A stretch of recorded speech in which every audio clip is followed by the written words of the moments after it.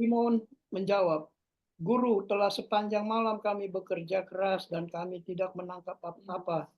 Tapi karena engkau menyuruhnya, aku akan menebarkan jala juga." Linda, 6-11. Ya. Lukas 5 ayat 6. Dan setelah mereka melakukannya, mereka menangkap sejumlah besar ikan, sehingga jala mereka mulai koyak. Ayat 7. Lalu mereka memberi isyarat kepada teman-temannya di perahu yang lain supaya mereka datang membantunya. Dan mereka itu datang. Lalu mereka bersama-sama mengisi kedua perahu itu dengan ikan hingga hampir tenggelam. Ayat 8. Ketika Simon Petrus melihat hal itu, ia pun tersungkur di depan Yesus dan berkata, "Tuhan, pergilah daripadaku karena aku ini seorang berdosa." Ayat 9, sebab ia dan semua orang yang bersama-sama dengan dia takjub oleh karena banyaknya ikan yang mereka tangkap. Ayat 10, demikian juga Yakobus dan Yohanes, anak-anak Zebedus dan yang menjadi teman Simon. Kata Yesus kepada Simon, "Jangan takut, mulai dari sekarang engkau akan menjadi menjala manusia." Ya, terima kasih. Ya, 11 sudah. Ayat 11. Ya, sampai 11. Oke, ayat 11. Dan sesudah mereka menghela perahu-perahunya ke darat, mereka pun meninggalkan segala sesuatu lalu mengikut Yesus. Ya, baik. Jadi sebagaimana kita melakukan Bible study seperti biasa, maka kita akan membahas ayat-ayat ini satu persatu. Kira-kira makna firman Tuhan ini apa untuk kita sebagai orang percaya, khususnya dalam kehidupan kita sehari-hari.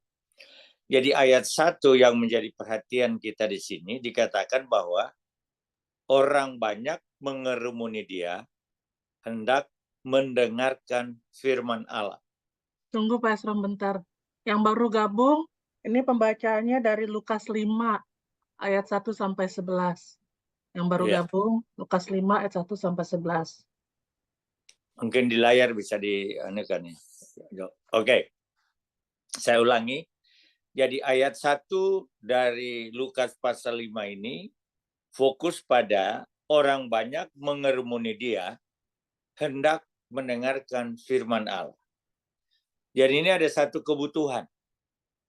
Ada satu kerinduan dan keinginan untuk mendengarkan firman Tuhan dari kelompok orang banyak ini. Tentu murid-murid Tuhan dan orang lain yang ada pada saat itu. Nah, kalau kita praktekkan dalam kehidupan kita sehari-hari, kenapa orang banyak itu mau mendengarkan firman Tuhan? Karena mereka tahu bahwa firman Tuhan itu mereka butuhkan dalam kehidupan mereka, dan secara khusus mereka ingin mendengarkan pengajaran Yesus. Apa yang ingin disampaikan oleh Yesus kepada mereka. Saya kira sikap ini seharusnya juga menjadi sikap kita pada masa kini, bagaimana kita mempunyai kehausan dan kerinduan untuk mendengarkan firman Tuhan atau belajar firman Tuhan. Nah, kalau kita baca Alkitab itu konsisten. Konsistennya apa? Gereja mula-mula yang berkembang begitu luar biasa disebutkan dalam firman Tuhan Kisah Rasul 2 ayat 41 sampai 47. Jumlah mereka itu bertambah setiap hari. Dari mana mereka itu mempunyai kuasa seperti itu? Apakah ada hal-hal yang mereka lakukan di luar daripada mendengarkan firman Tuhan? Kalau kita baca Kisah Rasul 2 ayat 42 dan seterusnya, maka kita akan temukan bahwa kebangunan rohani yang terjadi dalam jemaat mula-mula pada dasarnya, pada mulanya adalah mereka rindu untuk belajar kebenaran firman Tuhan Allah. Jadi supaya kita ini lebih mengerti lagi dan bisa membandingkan ayat yang kita baca dengan keberadaan jemaat yang mula-mula, Maka saya minta tolong Ya, Kisah Rasul 2 ayat 42 sampai 44. Kisah Para Rasul 2 ayat 42 sampai 44 firman Tuhan. Ya. Mereka bertekun dalam pengajaran rasul-rasul dan dalam persekutuan, dan mereka selalu berkumpul untuk memecahkan roti dan berdoa. Maka ketakutanlah mereka semua, sedang rasul-rasul itu mengadakan banyak mujizat dan tanda. Dan semua orang yang telah menjadi percaya tetap bersatu, dan segala kepunyaan mereka adalah kepunyaan bersama. Nah, itu impact atau akibat daripada mendengarkan firman Tuhan. Makanya Kisah Rasul pasal 5 ini dikuatkan dengan kesaksian dari Kisah Rasul pasal 2. Itu beberapa hal kalau kita baca itu terjadi. Ada mujizat, ada kesatuan dan persatuan di antara jemaat itu sendiri. Jadi kalau jemaat GBI Hope ini akan merasakan kesatuan dan persatuan, tidak lain harus banyak belajar kebenaran firman Tuhan. Dan kemudian ambil itu. Kalau ingin supaya jemaat itu juga merasakan sesuatu yang luar biasa, dalam hal ini dikatakan dan semua orang yang telah menjadi percaya tetap bersatu, jadi ada kesatuan, dan segala kepunyaan mereka adalah kepunyaan bersama. Maksudnya apa? Saling mengasihi satu dengan yang lain, saling memperhatikan satu dengan yang lain. Dan ini adalah model atau cara hidup jemaat yang mula-mula. Dari mana? Karena mereka tekun dalam pengajaran firman Tuhan. Itu Kisah Rasul pasal 2 ayat 42. Nah, kemudian kita akan baca, Nancy tolong baca Amsal 3 ayat 1 sampai 2. Ini masih ada kaitannya kenapa pentingnya firman Tuhan itu.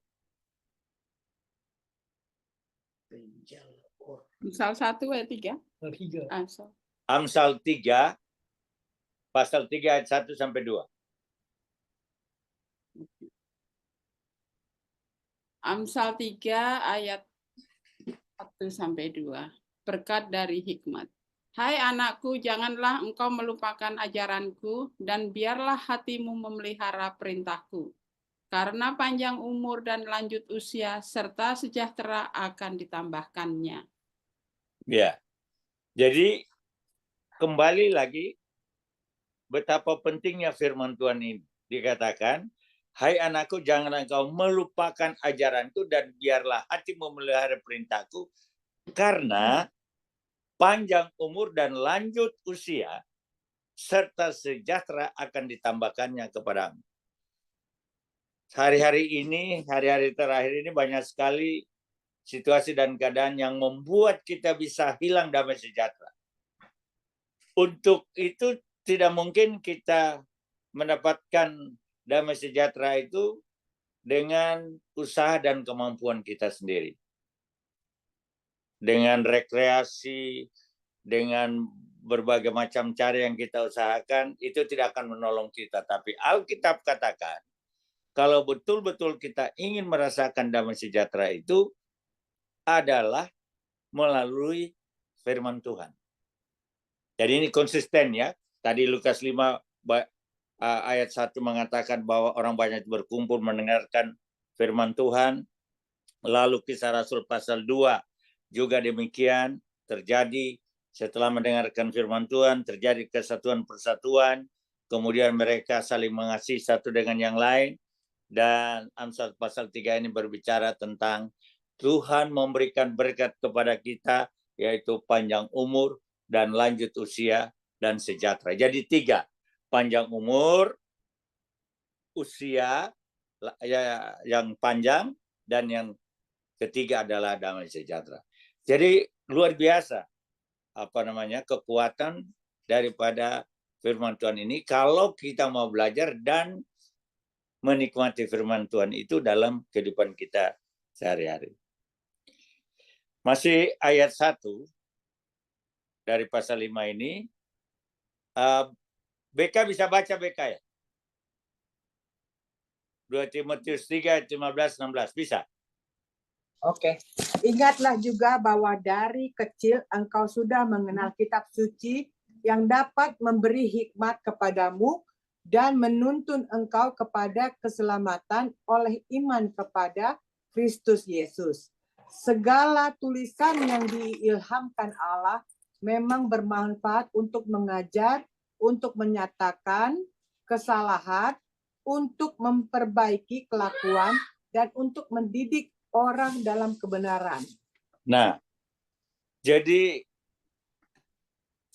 benefit daripada firman Tuhan menurut ayat ini, yang pertama, kita mendapatkan hikmat dari Tuhan. Kalau kita mendapatkan hikmat dari Tuhan itu luar biasa. Kita bisa menyelesaikan persoalan-persoalan yang sulit yang kita alami dalam kehidupan sehari-hari.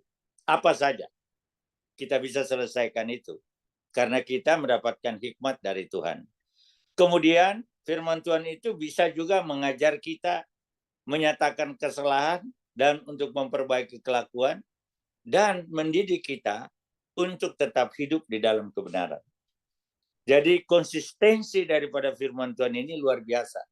Jadi manfaat daripada Bible study seperti yang kita lakukan malam hari ini sesuai dengan apa yang tadi kita baca Lukas 5 ayat 1, lalu dikuatkan dengan ayat yang lain bahwa betapa pentingnya, betapa besar berkatnya kalau kita belajar kebenaran firman Tuhan. Itu ayat 1 ya. Kemudian ayat yang kedua dan ketiga, kita pindah sekarang. By the way, apa yang saya jelaskan ini sebetulnya nanti saya kirim sama Jojo. Ya, semua ini ada tercatat soalnya. Walaupun kadang-kadang ada yang tidak tercatat, tapi mostly itu tercatat. Ayat 2 dan 3. Ia melihat 2 perahu di tepi pantai. Nelayan-nelayannya telah turun dan sedang membasuh jalannya. Ia naik ke dalam salah satu perahu itu, yaitu perahu Simon, dan menyuruh dia supaya menolakkan perahunya sedikit jauh dari pantai. Lalu ia duduk dan mengajar orang banyak dari atas perahu. Kalau kita baca firman Tuhan ini, tentu untuk kita berpikir, ini sebetulnya firman Tuhan itu dalam kaitannya dengan kehidupan saya sehari-hari itu apa? Ini merupakan histori, merupakan cerita dari keberadaan murid-murid Tuhan pada waktu itu 2000 tahun yang lalu. Tapi kita juga mendengar firman Tuhan Ibrani 13 ayat 8. Bahwa firman itu tidak berubah dulu, sekarang, bahkan sampai selama-lamanya. Berarti firman Tuhan ini masih up to date. Nah, bagaimana firman Tuhan itu kita mengerti atau up to date dengan kehidupan kita hari-hari? Ya, ini yang saya mau jelaskan. Kita baca sekali lagi ayat 2. Ia melihat 2 perahu di tepi pantai, nelayan-nelayannya telah turun dan sedang membasuh jalannya. Berarti murid-murid Tuhan ini profesinya adalah nelayan-nelayan. Artinya pekerjaan mereka adalah nelayan. Nah, kita sebagai jemaat Tuhan ini, kita semua mempunyai pekerjaan masing-masing. Semuanya ada yang bekerja di perusahaan A, perusahaan B, perusahaan C. Masing-masing kita ini ada kesibukan. Lalu ayat 3, ia naik ke dalam salah satu perahu itu, yaitu perahu Simon, dan menyuruh dia supaya menolakkan perahunya sedikit jauh dari pantai. Lalu ia duduk dan mengajar orang banyak dari atas perahu. Dengan kata lain, di tengah kesibukan kita, dalam pekerjaan kita sehari-hari, itu tetap Yesus bisa bertemu dengan kita secara pribadi, atau dia bisa itu berkomunikasi dengan kita dengan cara yang khusus, dengan maksud yang khusus. Artinya begini, kalau dulu Yesus berkomunikasi dengan nelayannya seperti ini. Nah, sekarang Tuhan juga mempunyai cara berkomunikasi dengan kita yang percaya kepadanya dalam situasi dan keberadaan kita masing-masing. Ini maksud firman Tuhan itu. Jadi dengan kata lain, semua kita mempunyai kesibukan, semua kita punya pekerjaan, tapi Tuhan bisa berkomunikasi kepada kita masing-masing dalam waktu, tempat, dimanapun juga. Lalu kemudian ia naik ke dalam salah satu perahu itu, yaitu perahu Simon, dan menyuruh dia supaya menolakkan perahunya sedikit jauh dari pantai. Lalu ia duduk dan mengajar orang banyak dari atas perahu. Nah, maksudnya apa? Jadi Tuhan itu mampu berkomunikasi dengan kita secara pribadi, karena di situ dikatakan perahu Simon, dan menyuruh dia supaya menolakkan perahu sedikit jauh dari pantai. Fokus utamanya berbicara kepada Simon. Tapi kemudian dia kata lalu ia duduk dan mengajar orang banyak dari atas perahu. Jadi Tuhan itu bisa berkomunikasi secara pribadi dengan kita masing-masing, dan dia juga bisa berkomunikasi melalui orang banyak dalam situasi dan keberadaan kita pada masa kini. Yaitu kalau kita terapkan firman Tuhan ini dalam kehidupan kita sehari-hari. Ulang-ulang saya katakan bahwa Bible study itu kita belajar firman ini, bagaimana situasi dan keadaan 2000 tahun yang lalu, itu kita bisa aplikasikan dalam kehidupan kita sekarang. Karena seperti saya katakan tadi, Ibrani 13 ayat 8, bahwa firman itu tidak berubah, dulu, sekarang, bahkan sampai selama-lamanya. Kemudian, apa yang kita bisa tangkap dari ayat ini? Berarti Tuhan itu tidak pandang bulu. Dia mengasihi semua orang, secara pribadi maupun dalam kelompok. Nah, itu sebabnya ada ayat yang lain sebagai penunjang daripada ayat ini untuk membuktikan bahwa Tuhan itu mengasihi semua orang secara pribadi dan semua orang. Dan itu tertulis dalam firman-Nya. Tolong Yohanes 3 16 17. Yohanes 3 ayat 16 sampai 17. Karena begitu besar kasih Allah akan dunia ini, sehingga ia telah mengaruniakan anaknya yang tunggal, supaya setiap orang yang percaya kepadanya tidak binasa, melainkan beroleh hidup yang kekal. Sebab Allah mengutus anaknya ke dalam dunia bukan untuk menghakimi dunia, melainkan untuk menyelamatkannya oleh dia. Ya, jadi ini untuk menguatkan kepada kita bagaimana tadinya Yesus fokusnya kepada Simon Petrus, lalu kemudian dia mengajar orang banyak. Jadi Tuhan itu mengasihi orang secara pribadi, kelompok, dan banyak orang. Dan itu buktinya Yohanes 3 ayat 16 dan 17. Lalu kemudian lebih jauh lagi bahwa Tuhan itu mengasihi orang yang berdosa.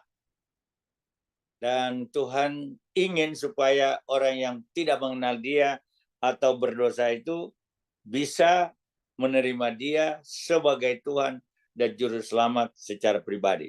Dan itu dituliskan dalam firman Tuhan. Makanya firman Tuhan itu luar biasa. Sari masih ada di situ, Beka? Sari. Coba tolong baca agak panjang itu, tapi supaya kita mengerti bagaimana Tuhan itu mengasihi kelompok orang dan juga secara pribadi. Matius 5 ayat 43 dan sampai 48. Coba. Firman Tuhan, kamu telah mendengar firman, kasihilah sesamamu manusia dan bencilah musuhmu. Tetapi aku berkata kepadamu, kasihilah musuhmu dan berdoalah bagi mereka yang menganiaya kamu. Karena dengan demikianlah kamu menjadi anak-anak Bapamu yang di sorga, yang menerbitkan matahari bagi orang yang jahat dan orang yang baik, dan menurunkan hujan bagi orang yang benar dan orang yang tidak benar. Apabila kamu mengasihi orang yang mengasihi kamu, apakah upahmu? Bukankah pemungut cukai juga berbuat demikian? Dan apabila kamu hanya memberi salam kepada saudara-saudaramu saja, apakah lebihnya daripada perbuatan orang lain?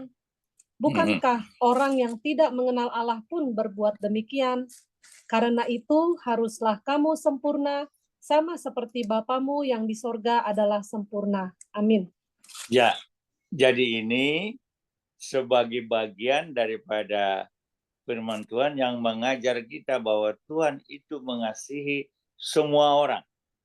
Makanya dia bilang, Karena dengan demikianlah kamu menjadi anak-anak Bapamu yang di surga, yang menerbitkan matahari bagi orang jahat dan orang baik, dan menurunkan hujan bagi orang yang benar dan orang yang tidak benar. Jadi kasih Tuhan itu tidak terbatas. Kasih Tuhan itu kepada semua orang. Lalu aplikasinya dalam hidup kita sehari-hari. Nah ini, bahwa kita harus melihat orang lain itu mereka membutuhkan Yesus dalam kehidupan mereka. Bagaimana caranya untuk mereka mengenal kita, bahwa kita adalah pengikut Kristus? Kita harus menjadi saksi dalam tindakan, dalam perbuatan, dalam kata-kata. Sehingga dengan demikian mereka melihat perbedaan antara orang yang percaya kepada Tuhan Yesus dengan orang yang tidak percaya. Makanya disebut-sebut itu kan pemungut cukai. Apabila kamu mengasihi orang yang mengasihi kamu, apakah upahmu? Bukankah pemungut cukai juga berbuat demikian? Jadi artinya itu harus ada perbedaan. Harus ada hal yang dilihat oleh orang lain yang ada pada diri kita sebagai orang percaya yang berbeda dengan orang yang tidak percaya kepada Tuhan Yesus. Jadi firman Tuhan itu luar biasa. Lebih jauh kita kenal itu ayat Lukas 19 ayat 10, ya kan? Sebab Anak Manusia datang untuk mencari dan menyelamatkan orang yang hilang. Nah, ini ayat yang kedua dan tiga. Sekarang ayat 45. Setelah selesai berbicara, ia berkata kepada Simon, bertolaklah ke tempat yang dalam dan tebarkanlah jalamu untuk menangkap ikan. Simon menjawab, Guru, telah sepanjang malam kami bekerja keras dan kami tidak menangkap apa-apa. Tetapi karena engkau menyuruhnya, aku akan menyebarkan jala juga. Apa yang kita tangkap dari firman Tuhan ini? Sebetulnya Petrus ingin bilang begini, Tuhan, saya ini nelayan profesional. Saya tahu apa yang saya lakukan. Saya tahu di mana ikan ada. Saya tahu di mana saya tebarkan jala. Saya tahu semuanya. Tetapi karena Yesus yang suruh, maka saya akan lakukan itu. Nah, kita belajar dari sini kadang-kadang kita itu tanpa sadar kita mengandalkan kekuatan kita, kemampuan kita, pengalaman kita. Padahal sebetulnya kita tidak ada apa-apanya di hadapan Tuhan. Makanya kalau kita mau ikut pola dari firman Tuhan ini, ketika Tuhan berbicara kepada kita, maka itu yang kita lakukan. Makanya Yeremia 17 ayat 5 dan seterusnya itu kan terkutuklah, dan saya sering sampaikan, orang yang mengandalkan manusia dan kekuatannya sendiri. Ayat 7, diberkatilah orang yang mengandalkan Tuhan dan menaruh harapannya pada Tuhan. Ini maksudnya. Jadi jangan kita bersandar pada pengalaman kita, pengetahuan kita. Kalau kita bersandar kepada akal kita, pikiran kita, maka kita akan kecewa. Ya, ini yang dimaksudkan oleh firman Tuhan. Lalu kemudian belum selesai ayat yang 45 ini. Kita baca misalnya sebagai bukti bahwa Tuhan itu kalau dia berbicara itu benar adanya.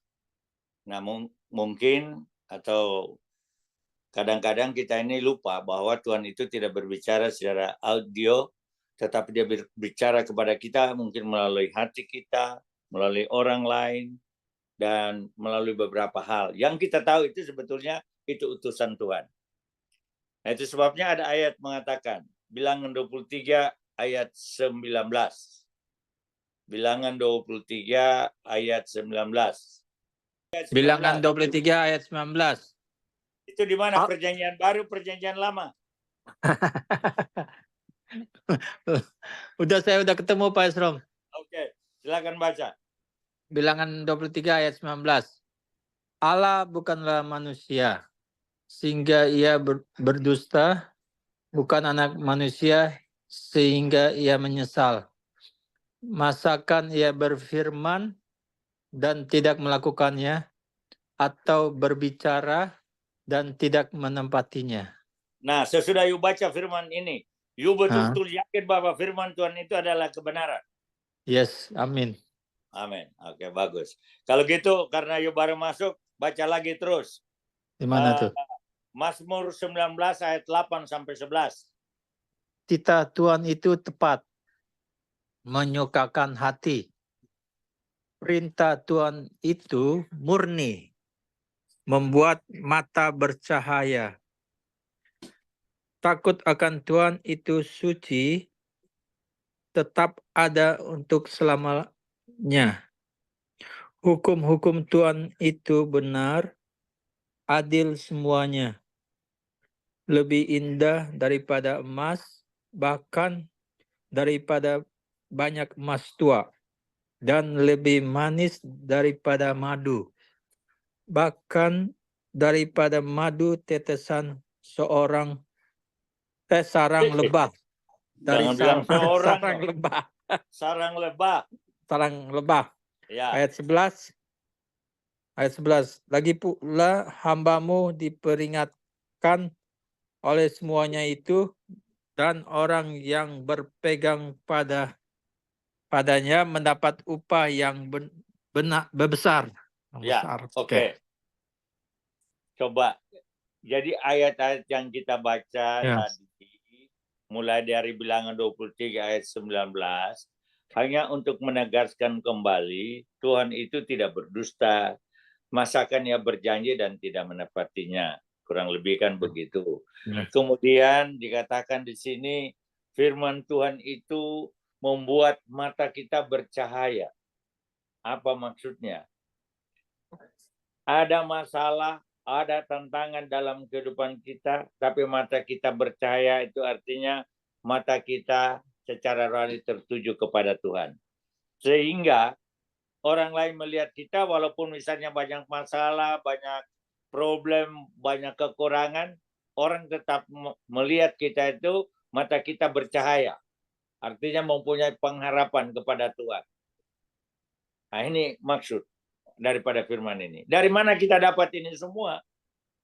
Ya, dari baca firman Tuhan. Jadi dengan kata lain, semakin banyak kita baca firman Tuhan, itu semakin membuat kita tadi ada damai sejahtera, kemudian ayat-ayat ini selalu membuat kita mata kita bercahaya, membuat kita mengalami keadilan, kebenaran, bahkan ada gambaran seperti emas tua, emas murni.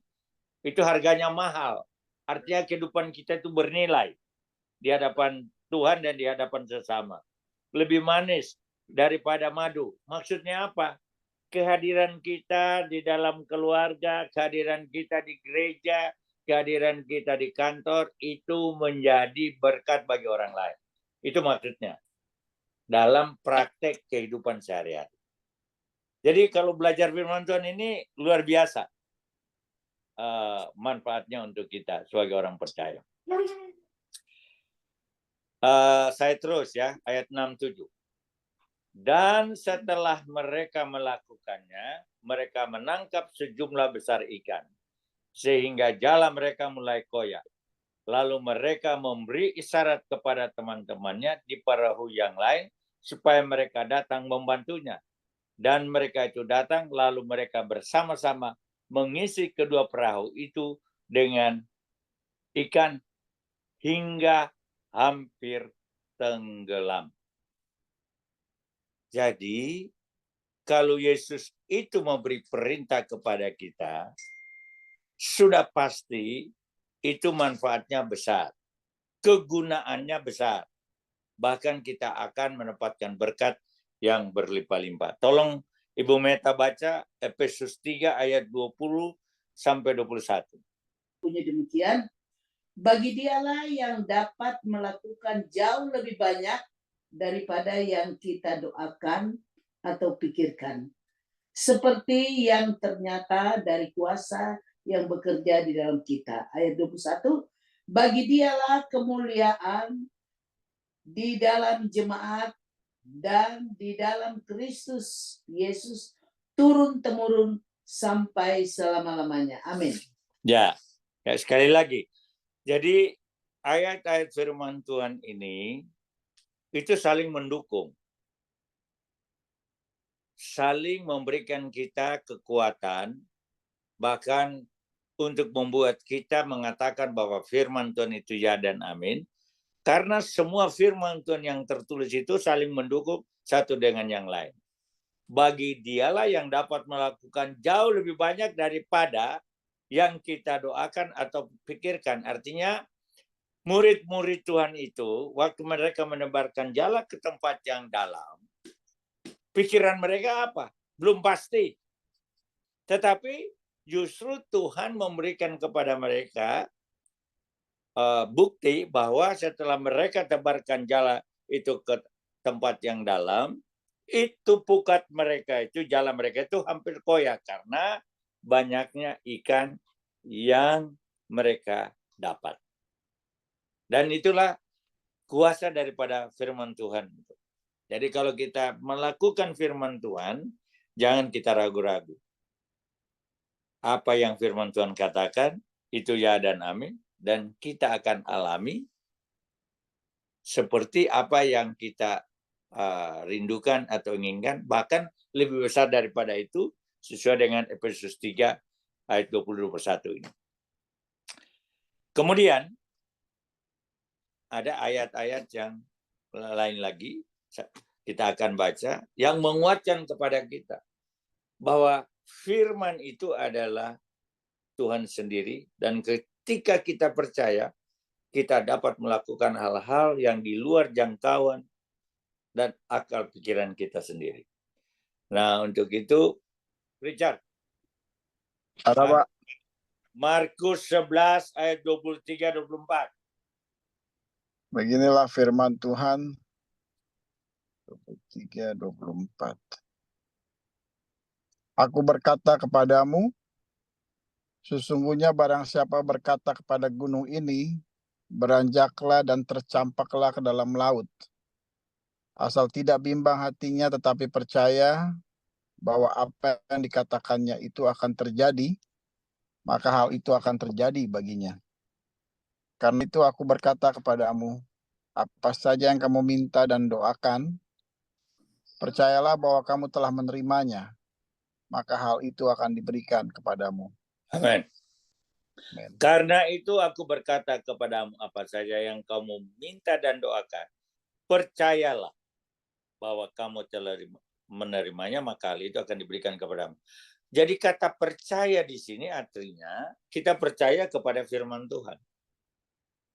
Jadi firman Tuhan itu adalah, makanya ada ayat yang lain mengatakan, itu adalah pelita bagi kaki kita, suluk bagi jalan kita, ya, kurang lebih seperti itu. Jadi luar biasa, makanya kita perlu betul-betul, saya anjurkan paling tidak kita menghafal beberapa ayat firman Tuhan itu, karena ini berguna ketika kita mengalami tantangan, kesulitan. Kita ucapkan firman Tuhan ini. Ketika kita mengucapkan firman Tuhan ini, kita percaya bahwa firman Tuhan ini bukan sekedar tulisan biasa. Memang dia tertulis di dalam kertas, tetapi sesungguhnya perkataan itu adalah kuasa. Jadi perkataan itu yang mempunyai kuasa.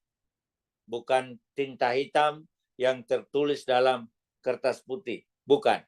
Perkataan itu yang memberikan kuasa kepada kita untuk mengalami apa yang firman Tuhan janjikan, seperti apa yang tertulis dalam firman-firman yang kita sudah baca tadi.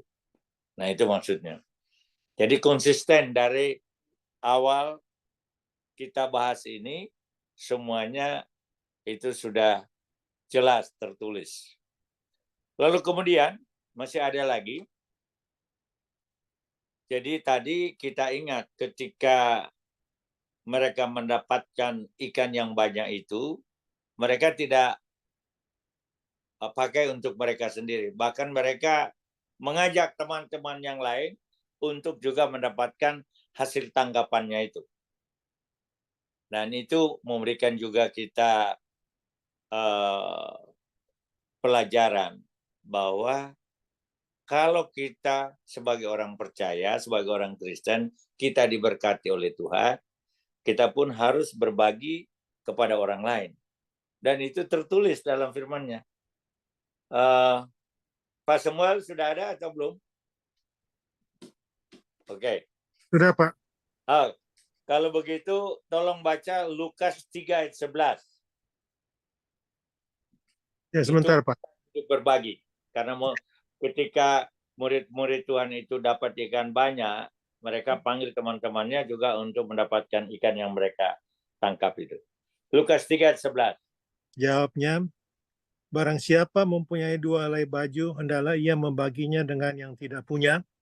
Dan barang siapa mempunyai makanan, hendaklah ia berbuat juga demikian. Amin. Nah, makanya kita punya pelayanan feeding the needy. Memang kemampuan kita baru sebulan sekali. Tapi minggu lalu itu, Nuleke, coba ceritakan sedikit pengalaman minggu lalu itu. Yang bagian yang minta orang itu orang pada minta doa ini Feeding Pak. the needy ya. Iya, jadinya sekarang ini makin banyak orang yang mulai terbuka untuk minta didoakan. Dan mereka banyak juga udah mulai tertarik untuk mendengarkan firman Tuhan. Terus puji Tuhan kita juga punya penerjemah untuk ke bahasa Chinese karena kebetulan banyak orang Chinese. Jadi orang ini mailing dia missionary khusus untuk orang Chinese. Jadinya dia juga terjemahkan. Jadinya di situ orang Chinese ini baru tahu bagaimana pelayanan kita. Di situ juga kita tahu bahwa mereka itu sebenarnya mencari gereja, tapi mereka tidak mendapatkan gereja di sekitar El Monte. Nah, khususnya yang berbahasa Chinese. Ya, yang berbahasa Chinese. Jadinya dari situ juga mereka ada beberapa dari mereka juga malam juga minta didoakan. Terutama juga yang sekarang udah banyak lagi orang-orang baru yang datang, terutama kayak homelessnya juga. Dan mereka lebih terbuka juga, mereka senang sampai mereka juga minta untuk didoakan. Jadinya selama ini ya kita memang nggak cuma memberi makan, tapi terutama kita menceritakan tentang Yesus. Jadinya waktu kita kasih makan itu kita membicarakan tentang firman Tuhan, menyebarkan firman Tuhan, supaya mereka kenal siapa Yesus, dan kita juga tawarkan mereka kalau kita ada yang mau didoakan. Jadinya kita kemarin juga udah berapa kali ini kita berdoa sama-sama, nanti didatangin juga pribadi gitu, nanti mereka minta didoakan. Nah, jadi udah mulai banyak orang yang terbuka gitu untuk minta didoakan. Yang terakhir juga ada satu bapak yang biasanya dia datang cuma naik sepeda, cuma stop by minta minum. Tapi kemarin itu dia datang, dia minta khusus didoakan karena kakinya dia itu bengkak udah 20 tahun lebih. Jadinya kemarin saya sama Pak Untung, kita tumpang tangan, kita berdoa buat dia. Begitu juga sebelum kita tutup, ada anak muda juga yang datang, jadinya dia ceritakan dia punya masalah, dia kasih tunjuk kalau dia di abuse sama boyfriend dari mamanya. Jadinya di situ dia sampai bisa berkata, oh saya percaya bahwa God has a purpose. Nah di situ jadi kita juga bisa masuk gitu untuk kita berdoa buat dia, untuk kita kasih firman Tuhan. Jadinya memang kelihatannya mungkin kita di sini kita melayani Tuhan, kita nggak perlu lihat hasilnya. Yang penting kita taburkan terus, karena selanjutnya biar Roh Kudus yang bekerja, ya kan. Jadinya puji Tuhan, kita tetap berdoa supaya banyak lagi jiwa yang datang untuk diselamatkan, untuk mengenal Yesus lewat program ini. Saya kira sekian, Pak. Ya, terima kasih. Jadi sebagai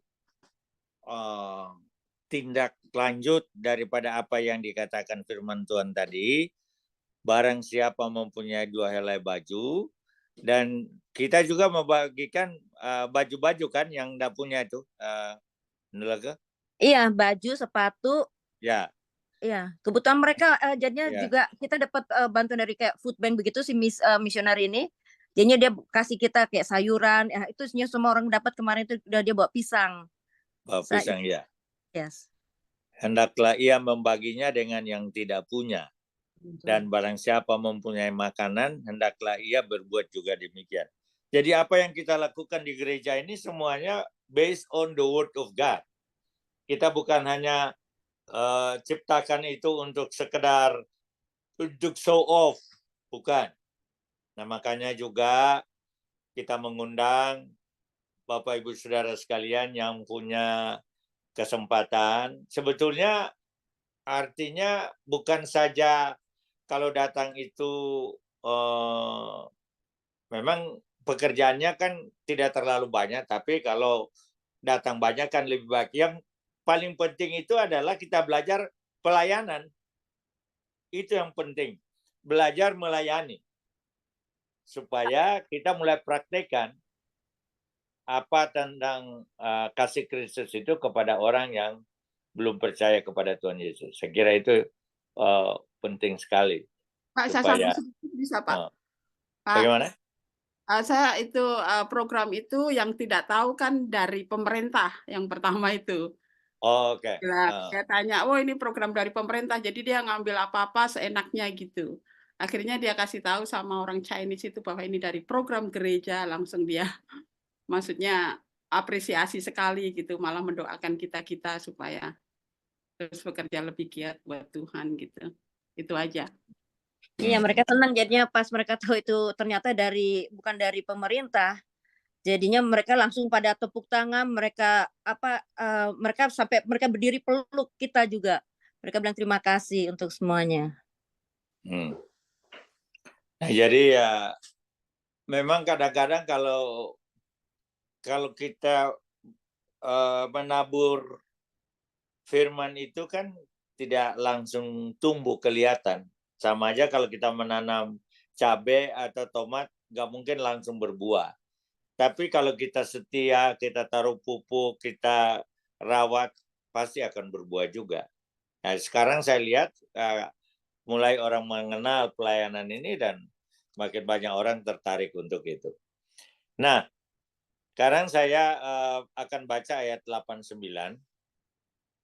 Ketika Simon Petrus melihat hal itu, ia pun tersungkur di depan Yesus dan berkata, Tuhan, pergilah daripadaku, karena aku ini seorang berdosa.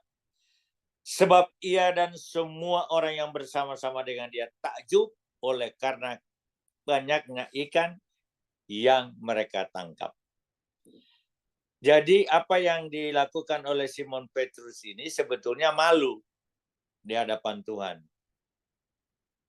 Kok gua tadi tidak percaya kepada Tuhan Yesus? Mestinya waktu dia bilang taruh jalamu di tempat yang dalam, saya nggak usah banyak komentar, langsung saja masuk ke situ. Dalam arti buang jala. Makanya dia bilang, ketika Simon Petrus melihat hal itu, dia pun tersungkur di depan Yesus dan berkata, Tuhan, pergilah daripada aku karena aku ini seorang berdosa. Maksudnya apa seorang berdosa? Dia mohon ampun kepada Tuhan karena tadinya dia masih ragu-ragu atau tidak percaya. Nah, ini dosa yang dilakukan oleh Simon Petrus ini kan itu termasuk yang kadang-kadang kita semua bisa terjebak dalam persoalannya. Ya toh? Jadi sama saja waktu kita baru buat untuk feeding the needy ini, ya ada juga yang kasih komentar, ngapain sih buang-buang itu saja waktu apa semua, toh bukan orang Indonesia dan seterusnya. Nggak usah saya cerita lebih lanjut. Tapi sekarang kita lihat buahnya, bahwa mereka itu sadar bahwa apa yang kita lakukan ini berdasarkan firman Tuhan. Kasihilah sesama manusia seperti dirimu sendiri. Jadi Simon Petrus ini malu di hadapan Tuhan. Coba kalau dia lakukan dengan segala senang hati. Tidak mungkin, atau percaya kepada Tuhan, tidak mungkin dia berkata demikian. Nah, ini terjadi juga dalam firman Tuhan. Jadi ini konsisten. banyak contoh-contoh yang mengajar kita bahwa dosa yang tidak percaya itu kadang-kadang memang merugikan diri kita sendiri. Seperti yang terjadi terhadap diri daripada seorang murid Tuhan yang sangat terkenal itu yang bernama Thomas. Tolong, siapa lagi itu? Saya minta tolong dibaca di Yohanes pasal 20 ayat 24, 25, langsung 29 ya. Oke. Mulai 24. Oke. Tapi Bible-nya cuma ada bahasa Inggris. Oh ya, nggak apa-apa lah.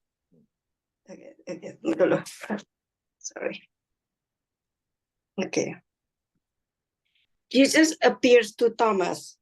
Now Thomas, called Didymus, one of the 12, was not with the disciples when Jesus came. So the other disciples told him, "We have seen the Lord." But he said to them, "Unless I see the nail marks on his hands, and put my finger where the nails were, and put my hand into his side, I will not believe it." A week Ya. later, udah. Nah, Continue.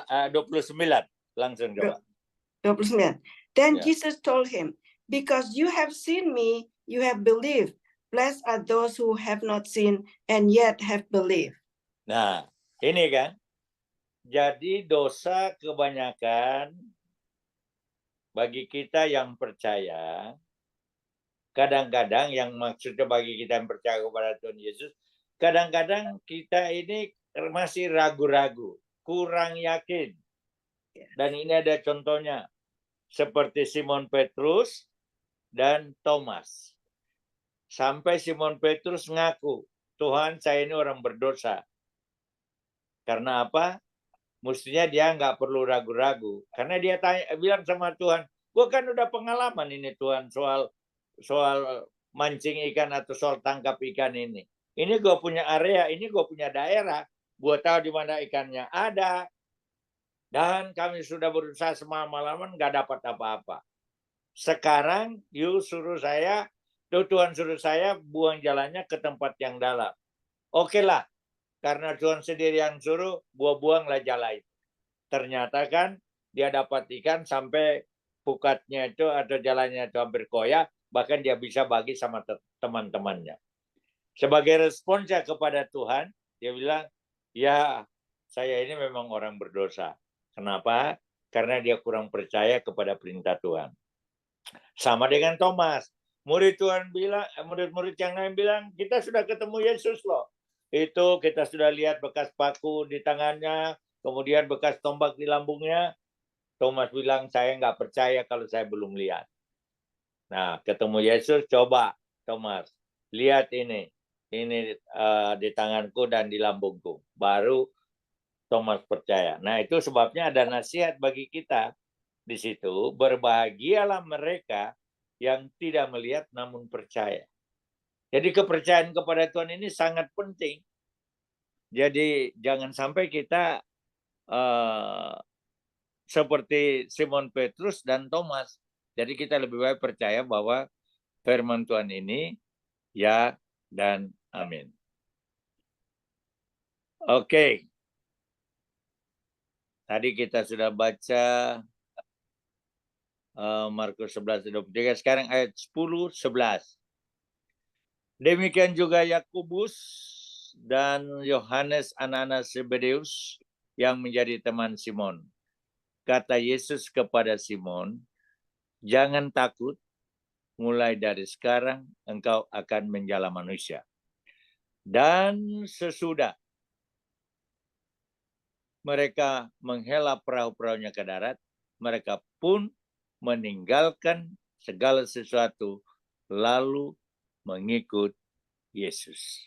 Nah, at the end, ini sebagai klimaks daripada cerita Lukas pasal 5 ayat 1-11, itu ada di dalam ayat yang terakhir yang mengatakan, mereka pun meninggalkan segala sesuatu, lalu mengikut Yesus.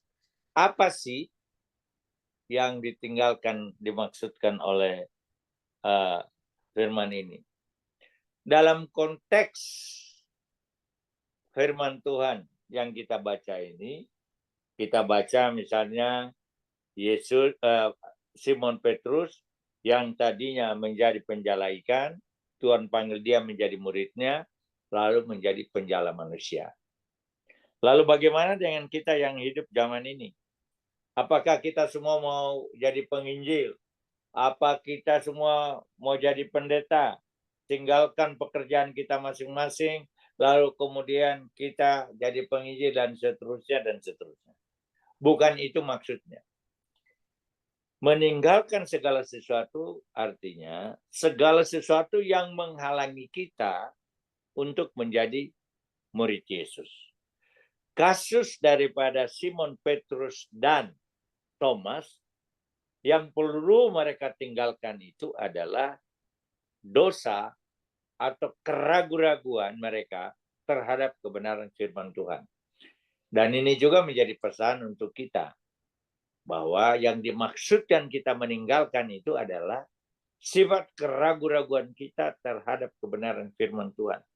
Sebab yang kita bahas dari awal tadi, Lukas pasal 5 ayat 1 mengatakan bahwa orang itu berkerumun untuk mendengarkan firman Tuhan. Kenapa?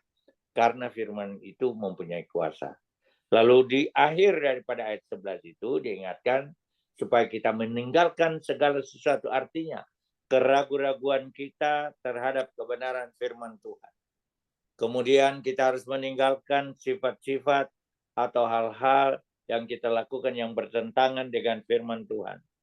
Itu yang kita perlu tinggalkan, lalu kita mengikut Yesus secara penuh, atau kita melakukan segala sesuatu menurut perintah firman Tuhan.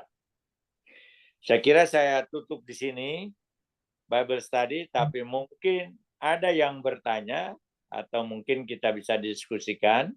Silakan kita beri kesempatan bagi saudara-saudara yang ingin bertanya. Silakan. Ibu Wiwi, welcome to the Bible study. Iya, terima kasih. Nggak tahu kalau mulai malam ini Nancy baru. Tadi nggak buka 7:30 Nancy. Ya, ntar minggu depan lagi. Iya. Ini kali pertama di tahun 2024. Jadi masih ada yang kedua, ketiga, dan seterusnya. Iya. Jadi jam 8 malam. Iya. Iya, jam 8. Ya. Tadinya mau coba jam 9.